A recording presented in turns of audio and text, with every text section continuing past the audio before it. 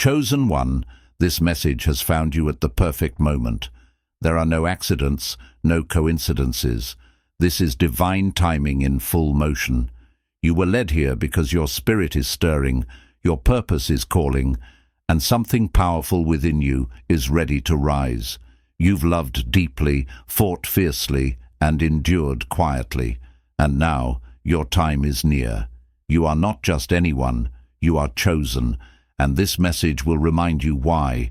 Have you ever felt like life has marked you for something greater, like you were chosen not just to survive, but to leave a legacy? The path of the chosen isn't easy. It's filled with sacrifice, battles, tears, and moments of solitude. But there's a divine blueprint hidden in your story. Today we unfold that blueprint.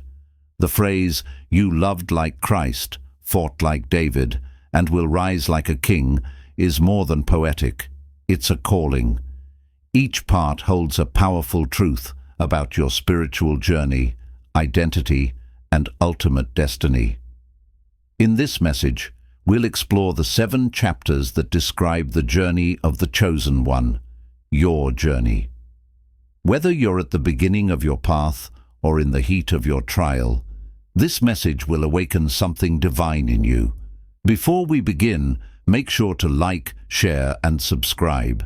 This message isn't just content, it's a divine call for the chosen ones. If your spirit feels it, type 77 in the comments. That number is your signal to the Most High that you're awake, aligned, and ready to rise. Most won't make it to the end. Only the truly chosen will. Every word carries a hidden key.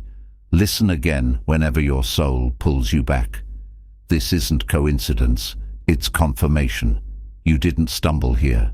You were summoned. Let's begin. Chapter 1. The Mark of the Chosen Being. Chosen is not about being better than others.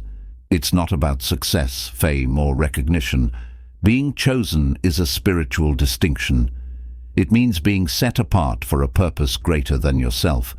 It's a divine calling that pierces deeper than what you do and reaches into who you are. And if this message resonates with you, chances are you've been walking in that calling, even without knowing its name. From an early age, you likely felt different. You couldn't explain it, but you knew you didn't quite fit in. While others sought crowds and approval, you were often alone, asking deeper questions. You may have been the black sheep, the quiet one, or the one others called too intense or too much. But you weren't too much. You were marked. You carried a frequency most couldn't understand. Chosen ones are often misunderstood because they move in a spiritual rhythm others can't hear. You carried emotional weight others didn't. You saw through masks, felt energy in the room, and sensed truth in silence. While others chased pleasure or popularity, your soul longed for purpose. That longing wasn't random.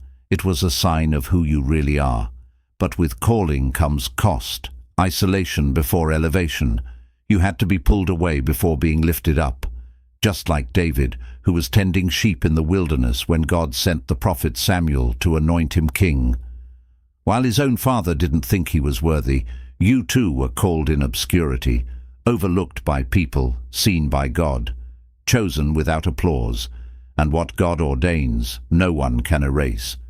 This is the mark of the chosen, being prepared in silence while others are celebrated in the spotlight. And in that silence, you learned things others didn't. You learned how to pray through pain, how to keep going when no one was watching, how to hear God's voice when the world went quiet. You were being trained for kingship in the wilderness. The mark isn't just about divine favor, it's about divine formation. Being chosen doesn't make life easier. In fact, it often makes it harder. Because you're not just fighting for yourself, you're breaking generational patterns, you're shifting legacies. That's why your trials have been deep. That's why your path has been different. You weren't meant to blend in. You were made to build. You weren't meant to follow. You were born to lead. But before God could elevate you publicly, He had to refine you privately. The chosen are shaped in the fire before they wear the crown. Because the weight of your calling requires an unshakable foundation. If you felt rejected, remember, rejection is often redirection. If you felt alone, know that solitude is where God reveals secrets. If things feel delayed, understand that delay isn't denial, it's divine protection. You weren't being punished, you were being prepared. Every trial, every tear, every quiet moment, it's all been shaping you for what's ahead. Now that mark on your life is starting to shine. It's undeniable. You feel it. You're not who you were, and you're just getting started, because you didn't just survive, you grew. You didn't just endure, you evolved. That you're not here by accident. You were called, set apart, marked, chosen. Chapter 2. You loved like Christ. To be chosen means you must learn to love like Christ. And Christ's love wasn't just kind or polite. It was radical, relentless, and sacrificial. It wasn't a love reserved only for those who appreciated him, supported him, or believed in him. No, his love extended to those who betrayed him, to those who denied him, to those who mocked, abused, and crucified him. His love wasn't based on feelings. It was grounded in purpose. To love like Christ means to carry a heart that refuses to harden even when it's been shattered. It means choosing compassion when you have every reason to retaliate. It means staying soft in a world that tries to make you cold. And if you are truly one of the chosen, you've walked this path. You've loved people who turned their backs on you. You've forgiven when every part of you wanted justice. You've shown up for people who would never do the same for you. That's not naivety. That's divine obedience. You gave pieces of yourself when you were running on empty. You encouraged others while battling your own silent storms. You supported others while secretly wondering who would ever do the same for you. That's not weakness. That's sacred strength. That's what it means to reflect Christ, not just in words, but in action. And the truth is, loving like Christ doesn't always come with a reward. It often comes with wounds, emotional wounds, spiritual fatigue, disappointment. But still, you chose love. Still, you chose to keep your heart open. Still, you chose to rise above resentment and bitterness. Why? Because there is something inside you that knows love is your assignment. And even when it's heavy, you carry it well. Your heart has been broken, yet it still beats with compassion. That is not ordinary. That is not something you were taught. That is something you were chosen for. You were built with a heart that mirrors heaven. And while the world may never fully understand the depth of your love, heaven does. God sees how you've loved, even when it cost you, even when it hurt, even when no one thanked you. You've chosen to be light in dark places. You've chosen to love the unlovable. You've shown mercy where others would have drawn the line. And you've done it not because it was easy, but because it was right. That is Christ-like love. That is the love of the chosen. You could have let your pain turn you hard. You could have closed off, given up, or built walls around your soul. But instead you allowed God to keep your heart tender. That's what separates the chosen from the common, not just your ability to speak truth, but your ability to love through pain, to forgive like Jesus, to serve like Jesus, to love like Jesus. And here's the deeper truth. God trusted you with that kind of love. He knew you could handle it. He knew you wouldn't let bitterness consume you. He knew that your love would break chains, heal wounds, and be a reflection of him on earth. You've been chosen to carry his love, and not just feel it, but be it. So don't downplay the strength it takes to love the way you do. It's not soft, it's not small, it's not weak, it's divine. It's the kind of love that shifts atmospheres, transforms hearts, and restores souls. That is the love of the chosen. And you carry it well. Chapter 3. You fought like David. David wasn't just a shepherd tending sheep in quiet fields. He was a warrior in disguise. Before he ever stepped onto a battlefield, before he ever held a sword, David was fighting. He fought lions and bears in the wilderness when no one was watching. He fought to protect what was his, not for recognition, but out of a deep sense of responsibility. His battles began in the background, far from the eyes of men, but never far from the eyes of God. When David stood before Goliath, it wasn't a moment of sudden bravery. It was the manifestation of a life already built on silent victories. And most importantly, David didn't fight for glory, applause, or self-promotion. He didn't step into the battle to be seen. He stepped in because he believed. He fought for purpose. He stood in the name of the Lord when everyone else stepped back in fear. And like David, you have fought. Not all your battles have been visible. In fact, most of them have been silent, quiet wars in your mind, long nights wrestling with self-doubt, anxiety, and fear, internal struggles where you questioned your worth, your purpose, and your place. External battles against betrayal, abandonment, and spiritual opposition. But even in the silence, even in the shadows, you didn't fight with the world's weapons. You didn't strike back with revenge, manipulation, or pride. You fought with faith, with prayer, with tears, with worship, with persistence. You fought when it didn't look like anything was changing. You fought when the odds were against you. And you fought not to prove something to people, but to stay aligned with the God who called you. Some people look at your life and see peace, but they don't know the storms you had to silence to get there. They see your strength, but they don't know the nights you cried yourself to sleep just to wake up and try again. They see your growth, but they don't know the battles you had to win in private to stand in public with purpose.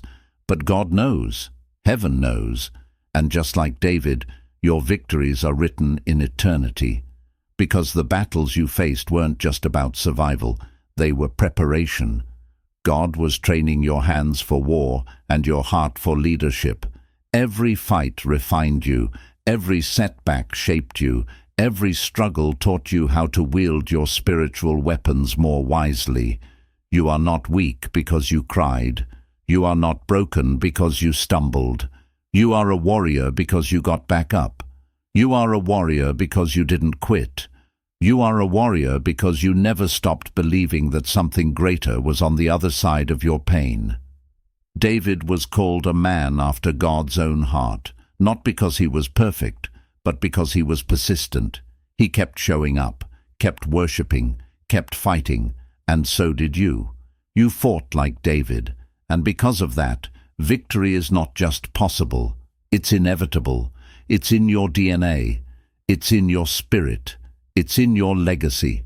Every battle you've faced has prepared you for the blessing that's coming. Every war has made you wiser, stronger, and more aligned with heaven's plan. You didn't come this far just to survive. You were born to conquer. That's what it means to fight like David. And that's who you are. Chapter 4. The Lonely Path of Greatness. One of the hardest truths about being chosen is that it often requires walking a path of isolation. It's a paradox of greatness. You're called to something extraordinary, but the journey can often be incredibly lonely. Jesus had 12 disciples, but in his most challenging moments, like in Gethsemane, he was alone. Even with mighty men by his side, David spent years hiding in caves, far from the support he might have expected. In your own life, you've felt the weight of this solitude. Being chosen doesn't come with a crowd of followers. It often comes with rejection, misunderstanding, and isolation. You felt alone, even among those who should have understood you most.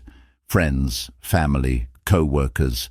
They may not have seen the path God was leading you on, or understood why you had to take certain risks, or step away from things. But the truth is, solitude is never punishment for the chosen. It's preparation. Just as a seed is buried in soil before it can rise to the light, You've been in a season of pruning and shaping. There were times when you questioned your worth and your path. But in that loneliness, something was being refined. Silence taught you to hear God's voice more clearly. It helped you build resilience and strength when no one else was around to encourage you. While others were distracted by the noise of the world, you learned to be still and listen to heaven's whispers. In solitude, God molded your character, stripped away distractions, and helped you rely on His strength. Those moments alone weren't wasted. They laid the foundation for something greater than you could see at the time. Loneliness builds your spiritual muscles. It forces you to confront your fears and doubts. It allows you to discover who you truly are, not based on others' expectations, but based on what God says. In solitude, you begin to understand your own strength and the depth of God's love. You learn to rely on Him in ways that can't be taught in a crowd. Loneliness isn't about being abandoned. It's about being set apart.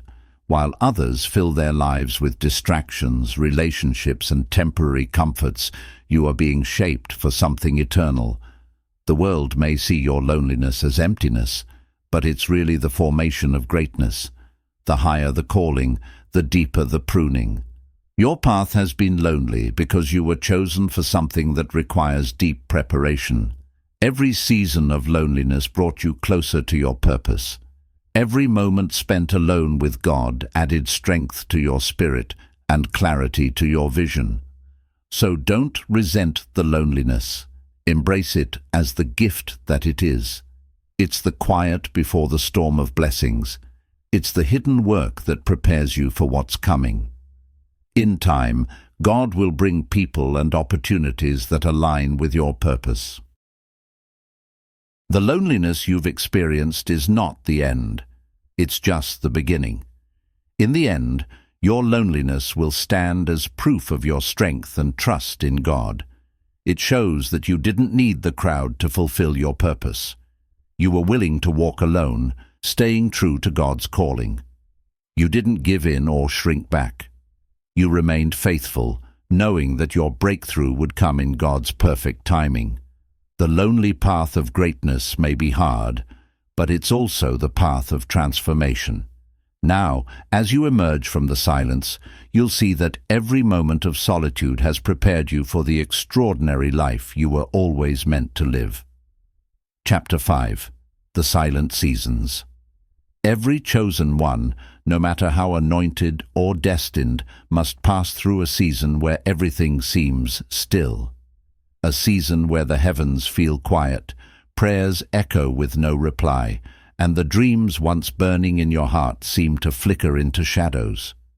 These moments don't come to destroy you, they come to shape you. They are sacred, even if they don't feel like it. Silent seasons are not signs of divine absence, they are signs of divine preparation. Look at the greats. Joseph had a dream at 17, but found himself sold into slavery, falsely accused, and locked in a prison. His dream didn't die, it was simply being refined. Moses spent 40 years in the wilderness tending sheep before God called him from the burning bush. Even Jesus, the Son of the living God, lived 30 years in almost complete obscurity before stepping into his public ministry. What do they all have in common? Purpose didn't skip the silence, it was shaped by it. You too have been there. You've waited, you've wondered, you've watched others move forward while your life seemed paused. You've cried out, asking God why nothing is shifting, why the doors aren't opening, and why the promise feels postponed. But what if the silence wasn't delay, but design?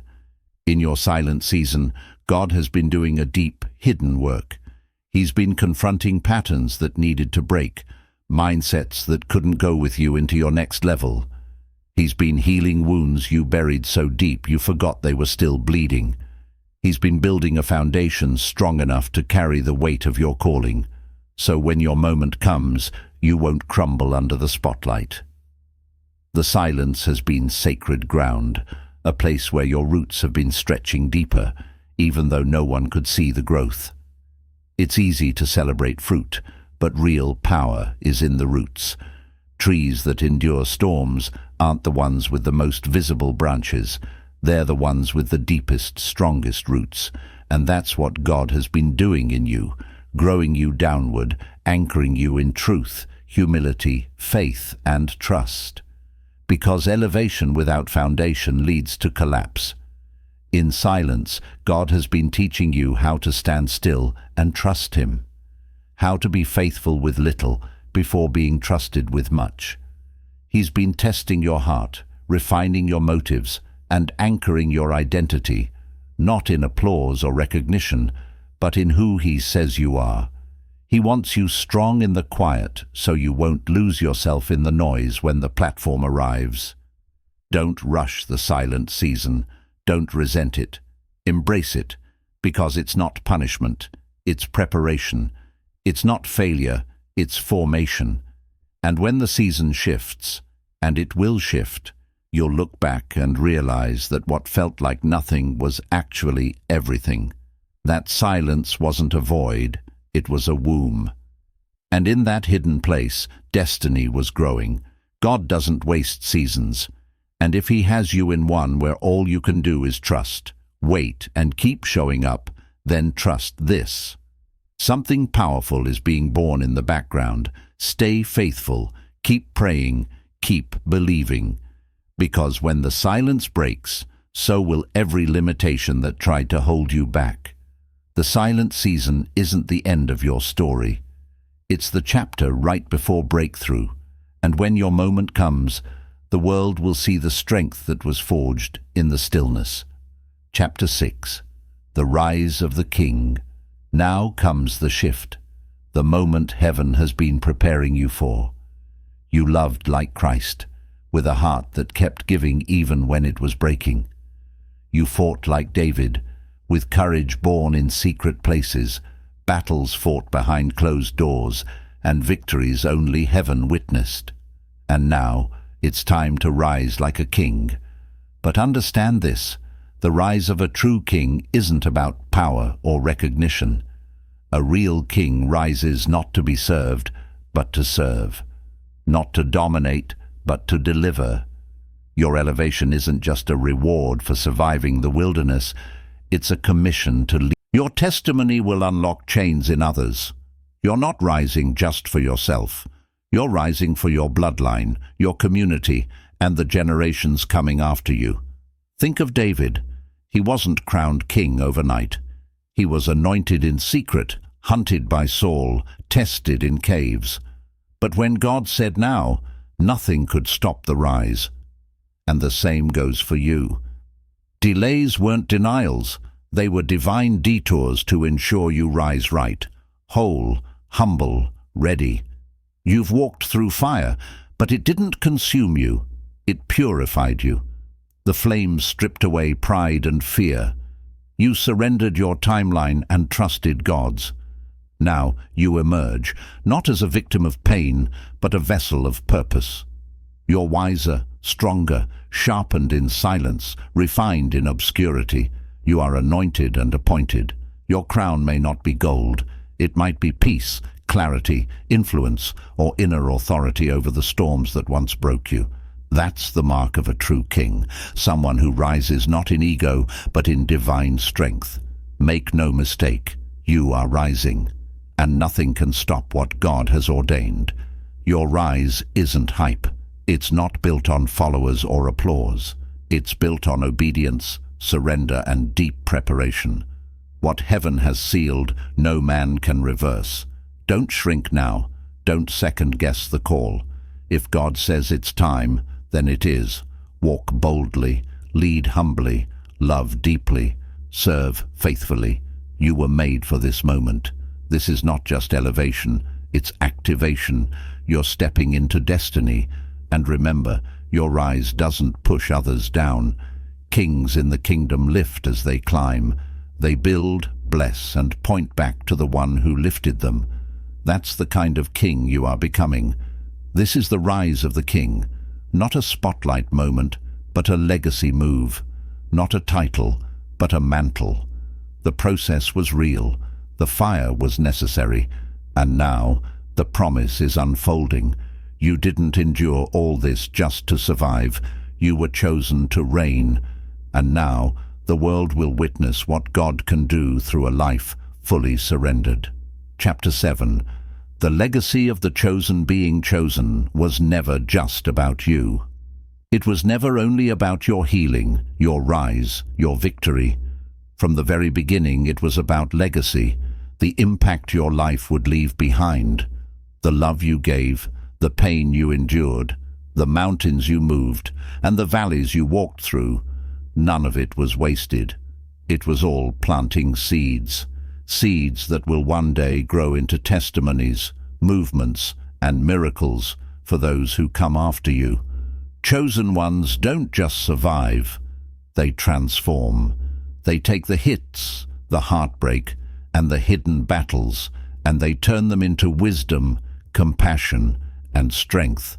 You didn't go through what you went through just to say you made it.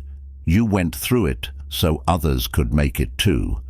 The legacy of the chosen is written in quiet sacrifices and unseen obedience. It's felt in the child who grows up believing in themselves because you believed in them. It's echoed in the person who didn't give up because they heard your story and found hope. It's passed on in the decisions you make today that will shape generations you may never meet. Think of Christ. His legacy wasn't built on earthly wealth or status. It was built on radical love, relentless sacrifice, and unwavering truth. He gave everything, and in doing so, he gave us everything. David's legacy wasn't just the throne he sat on, but the psalms he wrote, the worship he birthed, and the lineage that brought forth the Messiah. These were men who didn't just make history, they shaped eternity. And now it's your turn. Your life is a message. Your journey is a roadmap. Your scars are sacred. They show others that healing is possible. Your choices today are carving paths through spiritual wildernesses that others will walk through more freely because you went first. That's legacy. It's not about being remembered. It's about being used by God to make something eternal. You may never know the full reach of your obedience. You may not see all the fruit of your faithfulness. But know this: every time you chose to love instead of hate, to rise instead of quit, to forgive instead of hold on, you were writing legacy with your life. You are a bridge for someone else's breakthrough. You are the reason someone will believe that God still chooses ordinary people for extraordinary purpose. You are living proof that the fire didn't destroy you. It prepared you to light the way for others. So ask yourself, what will you leave behind? What kind of legacy